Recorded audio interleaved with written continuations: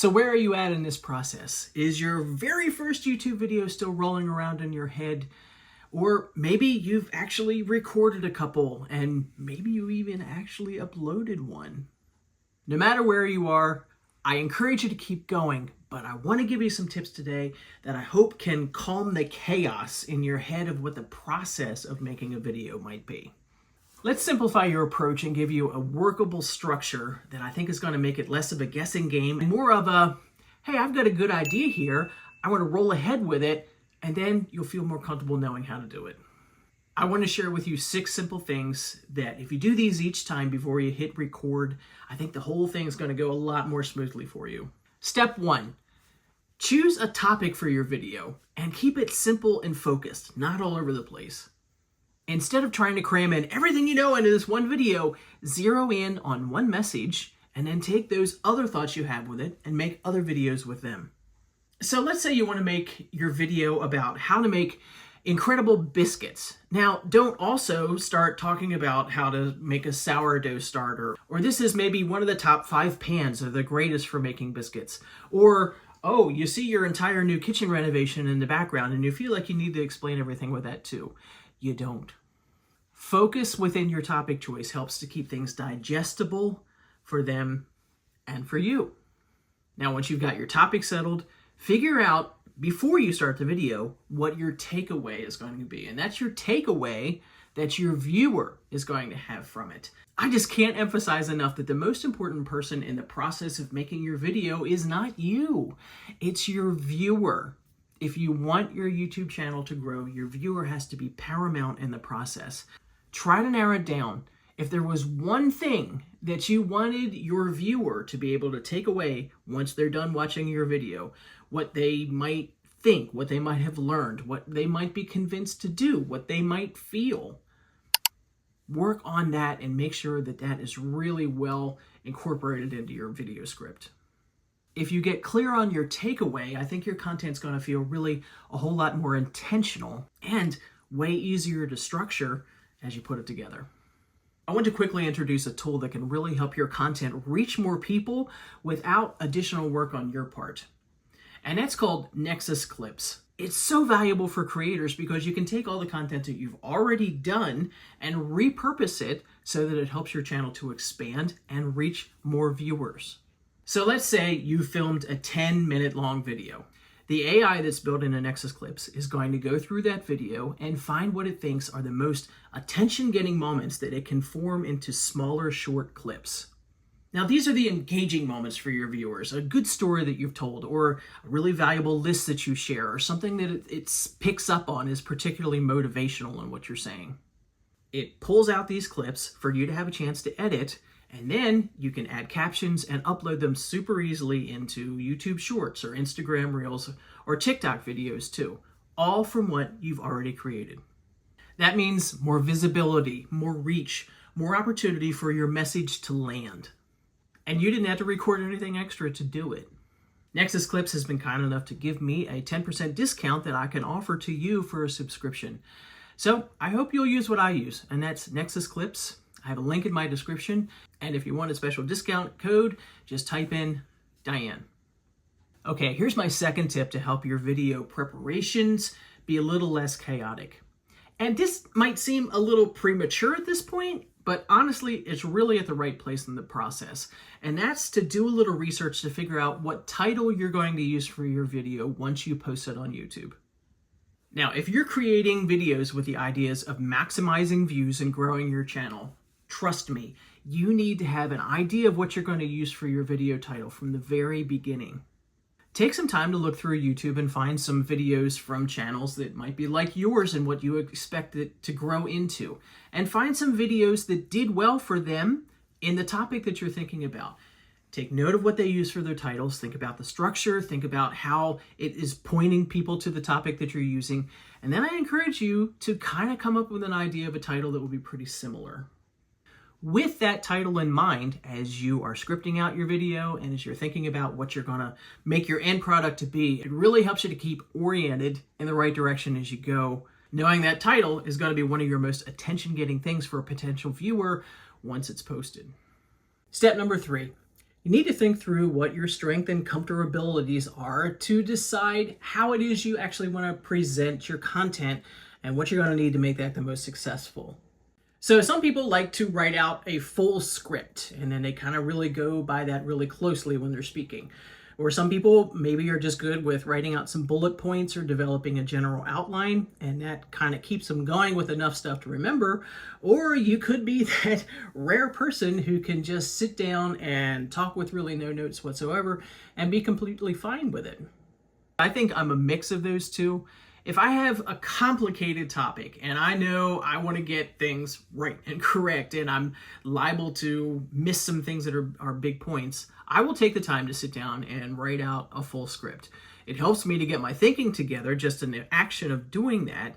And as I'm going, I can refer to it and make sure I'm saying everything that's important to say, that I'm clear on what I'm speaking, and that it cuts down the process and the possibility that I might just linger way longer on the topic than I need to do because I know that's a tendency of mine. But if it's a topic that I know I feel pretty comfortable talking about, I'll just type out a few points and have them there to refer to as I'm going, again, to make sure I don't miss things. But if I have that topic in mind, I know that I can pretty well talk about that for as long as I need to and get my points across without having a whole lot of detail in front of me. It's not every time, but I like those times when they happen. So I know I've definitely gotten questions in my comments of, well, should I use a teleprompter? And the answer might be yes, and it might be no. It all depends on who you are, how you want to present things, and ultimately how comfortable you're going to feel actually using a teleprompter when you're recording. A teleprompter can help you stay on track and reduce all of your and what was I going to say, and hopefully take them out.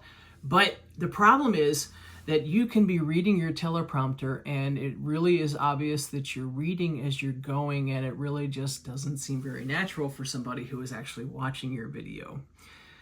You may not be able to get to the point of supernatural the first time that you use it, but I encourage you, if that's the route you feel like you want to go, give it some practice so that you seem more natural, so that you don't seem like you're reading the text and you're actually being more conversational as you're speaking. That's the key goal you're going to want to get to. And if a teleprompter helps you keep the information straight and you can get your practice that you feel that natural speaking ability come with it as you go, then that's great. But as you make a few videos, try it the other way too. You might be surprised as to how naturally you can talk about, especially a topic that you have a lot of knowledge on, that you feel pretty passionate about, and that if you've written down the idea of sort of like the structure you want to go for, you might be fine. So don't lean too heavily on a teleprompter from the beginning and assume that's the only way to go. Make some videos and just see how it goes. You might find a process that works better than that. No matter what, your big goal is to connect with your viewer and not be perfect in the words that come forth. Now, here's another tip from what I do that might be helpful for you, especially if you try the non-teleprompter route. I record my videos in short segments, and I'm not even saying that like every tip I'm doing is one. Some of them I'm getting all in one take. Some of them I'm like, oh, what did I want to say there? And I'll pause my recording and I'll take a look at my notes and then I'll go back to it. So the ease with that is that I don't have to get everything in my head at one time and try to remember the whole long list of the things that I wanted to talk about. And honestly, it makes it a little easier to edit too, that I can just sort of like stitch all those segments together and just kind of pull out from that what I need if I had to take some parts out in the editing process. I would encourage you to try that approach rather than feeling the pressure of, I have to get this right all in one take. As you're getting started, do everything you can to make the whole thing just less intimidating, and I think that could help. Okay, let's make a little shift into what's the equipment you're going to need to be able to record. And a lot of people get fixated on this, and maybe that's the only way they've ever tried to dip their toe in the YouTube waters of, oh, what's the camera I need? And then they learn how to use the camera and all that kind of stuff and never actually make a video. And that's a huge shame. Don't do that. Use what you already have to get started. Your smartphone is probably enough. I record all of my videos just using my iPhone. You don't need a fancy camera. You don't need complicated lighting. I'm sitting in front of a window to use as my light source. Now, I do have a small microphone that I use because I think it really does help to up the audio quality of my videos. This is a little clip-on mic from Hollyland, so I wear this and so that my voice can be projected onto it, and then there's a little plug-in for my camera for sort of the receiver to be able to pick up from that. It's relatively inexpensive. I have the link to the one that I use down in the description, but there's plenty that you can choose from. A mic might be the only thing you might need to get, but it's super simple to be able to use. Come up with your simple equipment and have it available, and don't use that as a stalling tactic because, oh, I have to get everything right with my equipment. Go with what you have, use the basic stuff. It's going to be great. Once you have your equipment in mind, then think about the location of where you're generally going to record. I am often here in my home office. It works right. I've got a good lighting setup, and pretty much when I have an idea of when I have a video, I'm ready to go because my stuff is pretty well there. My tripod, everything, I can just flip my phone in and start talking. Maybe you have a spot like that you can think of too that has a pretty decent background in it. Doesn't have to be perfect by any stretch, but something with a little interest to it and not too crazy. But it's also quiet. It also has a decent light source. And it's also one that maybe you can just leave your stuff there to some degree so that you too, when you have an idea, you don't have to do 25 things to get your equipment ready. It's all pretty well there for you, ready to hit record. Now, you may very well be doing another kind of video, like making a how-to with some close-ups of shooting with doing some crafts or with food preparation, or maybe doing more outside shots with a vlog, perhaps with traveling, or maybe your day in the life, something along that line. Now, sure, you might need a little bit of a different type of equipment for that, but no matter what, I'm going to encourage you to have it sort of ready to go when you have your idea so that you don't have to accumulate all that, do all the setup, and have that be a long and complicated step before you ever start talking. Please don't let equipment be an excuse not to start. It's not about the best setup. It's not about the perfect setup because there isn't that for everybody. It's called use what you have, learn it as you go, and get going. Step number 5, and this can be really painful if you don't do it. Ask me how I know. And that is to make sure that you have enough storage cleared on either your phone or your camera before you start recording, so you don't find that you've recorded half of your stuff and it had a storage full message up on the screen for probably 3/4 of the time that you were talking. So there are easy ways to check this and to fix that. So if you're using a camera, I think it's probably simpler than using a phone because you just pull out your memory card and either clear it out or put a new one in that you know is cleared, and you should be able to have plenty of time to record with that. Now, using a phone, I will encourage you to go through a few other steps to make sure that you've got cleared out space that you can have your video recorded, and it's not going to run into that unfortunate circumstance of not having enough room to be completed.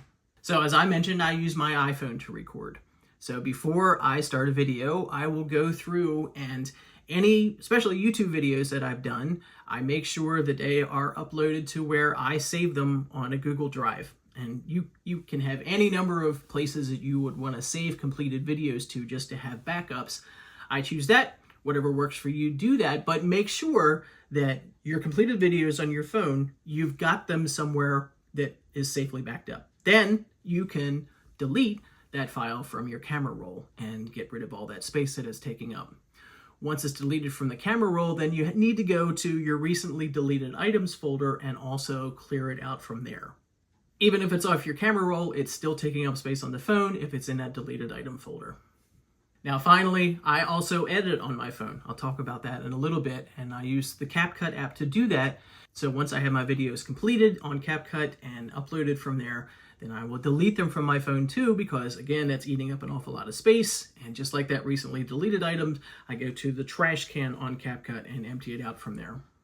No matter what, it's totally worth this time and effort each time you record to go through and ensure you have plenty of space for your new video file to live.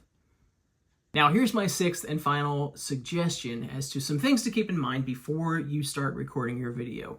And again, this one might seem a little out of place because you might think it's more for the end. It's having a plan in place of how you think you're going to edit your video. No matter how perfectly you record your videos and you flow along with no pauses and you use no filler words like and lose your place, First of all, who are you? Who's that perfect? I know I'm 100% not that person. But no matter what, your video is going to benefit from a little bit of editing touch-ups to make it just the best that it can be before you record it. Now, please don't overthink this editing part before you start. I just encourage you to have a little bit of a plan in place for when you get to that part. So here are some options to consider. If you're a Mac user, iMovie is a great starting point. If you plan to edit on your PC or your laptop, then something like CapCut or Clipchamp from Microsoft could be easy ones for you to use too. Or you could be like me and do all of your editing right on your phone. And as mentioned, I use the CapCut app to be able to do that. I find it's pretty simple, and even though it can do 1,000 more things than what I need it to, I keep it within this simple realm so that I can have my simple edits and cuts and putting together all of my smaller portions of the video together into one final smooth product. I do have a video here of some beginning tips for using CapCut on your phone. If you're in that stage of things, it could be helpful for you just to kind of get an idea of how simple it really is to use. So if you've made it this far, you're interested and you're ready to start recording. You're either doing that first one or you're building on the ones that you've already done. And I hope this has given you an idea of how simple it could be for you to go ahead and do this. So before I wrap up, I want to draw your attention to one final thing. I put together a free resource of all the ways that you can make money using a YouTube channel. And I think I came up with like over 200 different examples of how you could do it. I have that available as a free download. I have a link down in the description where you can find that. If building a YouTube channel with the idea of being able to earn from it, either just as monetization on the channel, but I would encourage you to think way beyond that because your opportunities are kind of endless as to how you can use it for earning. I encourage you to download and just give it a look. You might be surprised at the ideas that are there. Now, here's what I want you to do. Thinking about that video, sit down and settle on your topic and think about what your takeaway is going to be. Write down some notes, have an idea of what you want to build a script into. Go through and clear off some space on your phone. So no matter what, you're ready to record and you know it's going to have space to live. And then stop putting it off. Just hit record. Just put it out there. You don't need permission from anybody. This could be a big new thing for you to try, and I don't want you to miss the opportunity. Put these small structures in place as you get started, and I think you'll find the process to be a lot less chaotic and something for you to build on as you go. Hey, I'd love if you'd comment on this video, and especially if you subscribe so that we can keep in touch as we go. I'd love to hear how your process is going for you. And I love to help you veer away from the potential mistakes that might make things more difficult than they need to be.